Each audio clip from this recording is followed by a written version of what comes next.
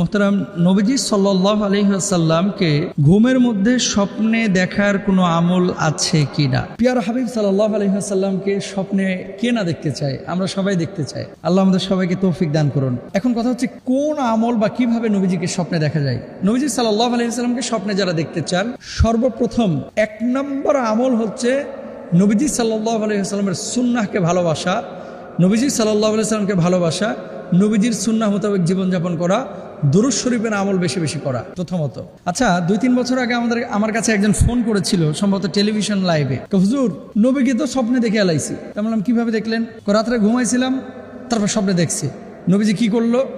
আপনাকে কিছু বলছে? না, নবীজি আমার দিকে তাকায় ছিল। আপনি নবীজির দিকে তাকান নাই? দেখলাম খালি ফেলে আমার দিকে তাকায় রয়েছে।